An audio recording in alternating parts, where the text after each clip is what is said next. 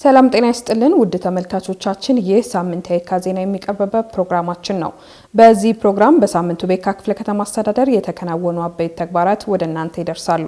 እርሶም የምንለቃቸው ወቅታዊና ትክክለኛ መረጃዎች እንዲደርሶ የካ ኮሙኒኬሽን የሚለውን የድረ ገጽ የፌስቡክ፣ ዩቲዩብ፣ ቴሌግራም እና ሌሎች የማህበራዊ ሚዲያ አማራጮችን ሰብስክራይብ በማድረግ ይከታተሉን።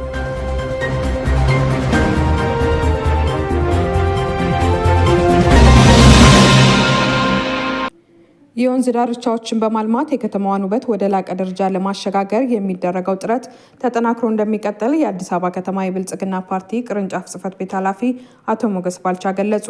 የየካ ክፍለ ከተማ አስተዳደር የቀበና ወንዝ ዳርቻ ልማት ፕሮጀክትን ስኬታማ ለማድረግ በስራው ላይ ሌሊት ከቀን 24/7 ለሚተጉ ባለሙያዎችና ሰራተኞች የራት ግብዣና የስራ ማበረታቻ መርሃ ግብር አከናውኗል። በመርሃ ግብሩ ላይ የአዲስ አበባ ከተማ ብልጽግና ፓርቲ ቅርንጫፍ ጽህፈት ቤት ኃላፊ አቶ ሞገስ ባልቻ እንደገለጹት የከተማዋን ገጽታ ለመቀየርና ለነዋሪዎች ምቹ አካባቢ ለመፍጠር እየተከናወነ ባለው የወንዝ ዳርቻ ልማት ላይ የባለሙያዎች ሚና ከፍተኛ መሆኑን በመጠቆም ባለሙያዎቹ ከተማዋን ውብ፣ ማራኪና ለነዋሪዎቿ የምትመች ከተማ በማድረግ እያሳረፉት ላለው አሻራ የሚበረታታ ነው ብለዋል። የየካ ክፍለ ከተማ አስተዳደር ዋና ስራ አስፈጻሚ አቶ ፍጹም ኃይሌ በበኩላቸው ልማቱ በታቀደለት ፍጥነትና ጥራት እንዲከናወን ባለሙያዎች እያሳዩት ያለው ቁርጠኝነት የሚደነቅ መሆኑን ገልጸዋል። በስራ ላይ የሚገኙ ባለሙያዎችም የተደረገላቸው የራት ግብዣና እውቅና በቀጣይ ለሚከናወኑ ተግባራት ትልቅ የሞራል ስኬት መሆኑን ገልጸው የወንዝ ዳርቻ ልማት ፕሮጀክት የአካባቢ ጥበቃን ከማረጋገጥ ባለፈ የከተማዋን የቱሪዝም መስህቦች በማስፋፋት ረገድ የላቀ ፋይዳ እንዳለው በመርሃ ግብሩ ላይ ገልጸዋል። የስራ ዕድል ፈጠራን ለማስፋትና የወጣቶችና ሴቶች ተጠቃሚነትን ለማረጋገጥ የየካ ክፍለ ከተማ አስተዳደር እያደረገ ያለው እንቅስቃሴ ለሌሎች ክፍለ ከተሞችም አርአያ የሆነ ተግባር ነው ሲሉ በምክትል ከንቲባ ማዕረግ የአዲስ አበባ ከተማ አስተዳደር ስራና ክህሎት ቢሮ ኃላፊ አቶ ሚሊዮን ማቴዎስ ገለጹ። አቶ ሚሊዮን ማቴዎስ በተገኙበት በፋስት ፉድ የስራ ዘርፍ ለተደራጁ ከ200 በላይ ኢንተርፕራይዞችና ከ550 በላይ አንቀሳቃሾች የመስሪያ ጋሪ ድጋፍ ተደርጓል። በመርሃ ግብሩ ላይ አቶ ሚሊዮን ማቴዎስ በንግግራቸው እንደገለጹት የስራ ዕድል ፈጠራን ለማስፋትና የወጣቶችና ሴቶች ተጠቃሚነትን ለማረጋገጥ የየካ ክፍለ ከተማ አስተዳደር እያደረገ ያለው እንቅስቃሴ ለሌሎች ክፍለ ከተሞችም አርአያ የሆነ ተግባር ነው ብለዋል። መንግስት የሚያመቻቻቸው እድሎችን በአግባቡ በመጠቀም በትጋት መስራት እንዳለባቸው ገልጸው ይህ አይነቱ ድጋፍ ለዜጎች ሕይወት መለወጥ የሚተጋ አመራር መፍጠራችንን የሚያሳይ መሆኑን የጠቆሙት አቶ ሚሊዮን የኢኮኖሚ ተሳትፎን በማስፋት ዜጎች በራሳቸው አቅም እንዲቆሙ ለማድረግ ይህ መሰረታዊ እርምጃ መሆኑን አክለዋል። በተመሳሳይ የክፍለ ከተማው ምክትል ዋና ስራ አስፈጻሚና የስራና ክህሎት ጽህፈት ቤት ኃላፊ አቶ እንዳልካቸው አስራት በበኩላቸው ቀጣይነት ያለው የስራ ዕድል ፈጠራ የክፍለ ከተማችንን የብልጽግና ማሳያ ለማድረግ ዋነኛ መሰረት መሆኑን ገልጸዋል። ይህንን ተግባር በተጨማሪ ድጋፎችና በቀጣይ ክትትል እንደሚያጠናክሩትም አመልክተዋል። በድጋፍ መርሃ ግብሩ ላይ የየካ ክፍለ ከተማ የዴሞክራሲ ስርዓት ግንባታ ማስተባበሪያ ቅርንጫፍ ጽህፈት ቤት ኃላፊ አቶ መገርሳ ገላናና የክፍለ ከተማው ከፍተኛ አመራሮች፣ የተደራጁ ኢንተርፕራይዞችና ባለድርሻ አካላት ተገኝተዋል።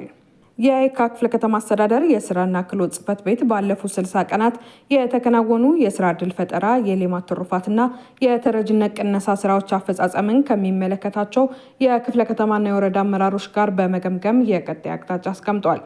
የግምገማ መድረኩን የመሩት የየካ ክፍለ ከተማ የዴሞክራሲ ስርዓት ግንባታ ማስተባበሪያ ቅርንጫፍ ጽህፈት ቤት ኃላፊ አቶ መገርሳ ገላና እንደገለጹት ዜጎችን በልማት ትሩፋትና በስራ ዕድል ተጠቃሚ በማድረግ ተረጅነትንና ልመናን ለመቀነስ የተደረገ ጥረት የሚበረታታ ነው ያሉ ሲሆን ሌሎች ቀሪ ተግባራትም በቀላሉ ለማሟላት አመራሩ በበቂ ዝግጅትና ቁርጠኝነት መስራት እንዳለበት አሳስበዋል።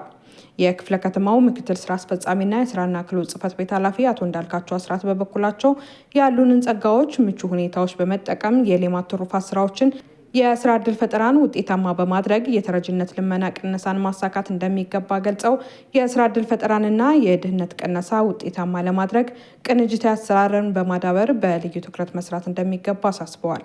የስራ ዕድል ፈጠራ፣ የሌማት ትሩፋት፣ የተረጅነት ማስቀረትና የባለፉት የ60 ቀናት የስራ አፈጻጸም ሪፖርት በክፍለ ከተማው የስራና ክህሎት ጽህፈት ቤት ምክትል ኃላፊ አቶ አበባው ለሚ በኩል ቀርቦ ሰፊ ውይይት ተደርጓል። የስራ ዕድል ፈጠራን በማጠናከር የዜጎች የስራ ዕድል ተጠቃሚነት በማረጋገጥ ከተረጅነት ልመና ቅነሳ በተጨማሪ ሌሎች ተግባራትንም በአግባቡ ተፈጻሚ እንደሚያደርጉ ተሳታፊዎች ተናግረዋል። የየካ ክፍለ ከተማ አስተዳደር በአዲስ ከተማ ክፍለ ከተማ በተመረጡ ወረዳዎች በመገኘት የልምድ ልውውጥ አካሂዷል። በየካ ክፍለ ከተማ የዲሞክራሲ ስርዓት ግንባታ ማስተባበሪያ ቅርንጫፍ ጽሕፈት ቤት የአደረጃጀት ዘርፍ ኃላፊ ወይዘሮ ማስተዋል ፋንታውን የተመራ ልዑክ በአዲስ ከተማ ክፍለ ከተማ ወረዳ 10 አስተዳደር በመገኘት የልምድ ልውውጥ አካሂዷል። በልምድ ልውውጥ መርሃ ግብሩ እንኳን ደህና መጣችሁ ንግግር ያደረጉት የአዲስ ከተማ ክፍለ ከተማ አስተዳደር ምክትል ስራ አስፈጻሚና የስራና ክህሎት ጽሕፈት ቤት ኃላፊ ወይዘሮ ቴማር ጌታቸው ለተሞክሮነት የሚወሰዱ ዋና ዋና የኢኒሼቲቭ ስራዎች መሰራታቸውን አብራርተዋል። ወይዘሮ ማስተዋል ፋንታውን በበኩላቸው ልምድ መቅሰሙ የተረጅነትና ልመና ቅነሳን ስራ በአግባቡ ሰርቶ ውጤታማ ከመሆኑ ባለፈም ለጋራ ከተማችን ከፍታ ጉልህ ሚና ያለው በመሆኑ ተሞክሮቹን መለዋወጡ ተጠናክሮ መቀጠል አለበት ብለዋል። በልምድ ልውውጡ በአራት ዋና ዋና ጉዳዮች ላይ በአገልግሎት አሰጣጥና መልካም አስተዳደር፣ በተረጅነትና ልመና ቅነሳ፣ በሌማት ትሩፋት እንዲሁም በተቀናጁ የሞዴል ብሎክ ስራዎች ላይ ያተኮሩ ስራዎች አፈጻጸም ማሳያ ሰነድ በአዲስ ከተማ ክፍለ ከተማ ወረዳ 10 አስተዳደር ዋና ስራ አስፈጻሚ በአቶ አዲሱ ዘውዴ በኩል ቀርቦ ውይይትና ምልከታ ተካሂዷል። በዕለቱም በአዲስ ከተማ ክፍለ ከተማ ወረዳ 10 አስተዳደር የዘመኑ በቴክኖሎጂ የታገዙ ተቋማት፣ የሰብአዊ ድጋፍ ማከማቻ መጋዘን፣ ሞዴል የሆኑ የንግድ የመኖሪያ መንደርና ብሎኮች፣ የአንድ ማዕከል አገልግሎቶችና የተፈጠሩ ምቹ ሁኔታዎች፣ የስራ ዕድል ፈጠራና ሌሎች በመንግስት ተቋማት ስር የተከናወኑ የከተማ ግብርና ስራዎች ተዘዋውረው በመመልከት ልምድ ቀስመዋል።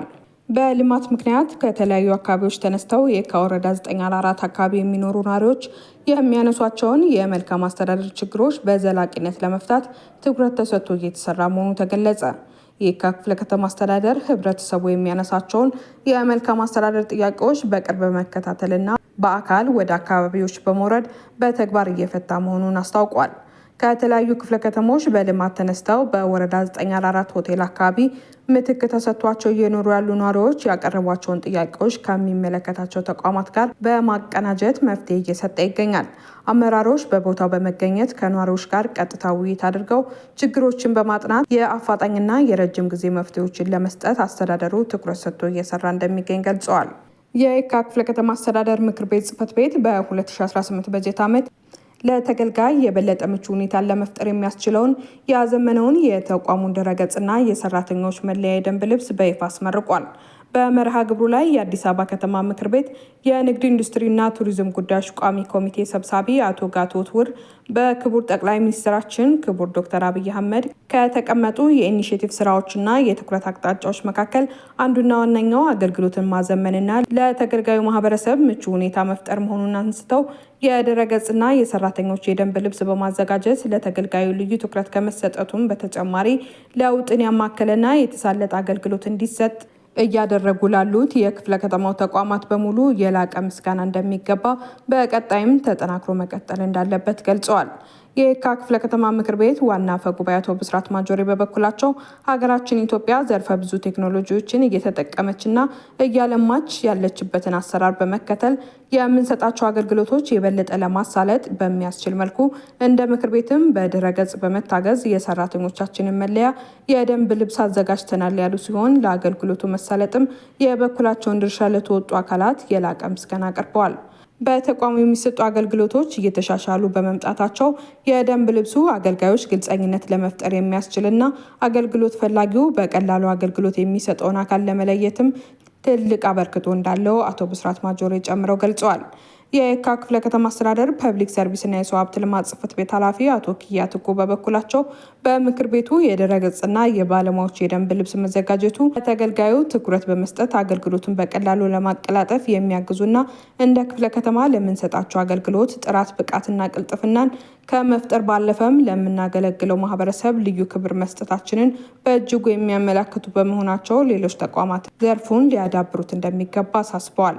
በዕለቱም ምክር ቤቱ ባዘመነው የተቋሙ ድረገጽና አጠቃቀም ዙሪያ በሚመለከታቸው ባለሙያዎች በኩል አጭር ማብራሪያ ቀርበዋል። ክቡራትና ክቡራን አድማጮቻችን ለሳምንቱ ያዘጋጀንላችሁ የየካ አበይት ዜናዎች የተከታተላችሁትን ይመስል ነበር። አብራችሁን ስለቆያችሁ ከልብ አድርጌ አመሰግናለሁ።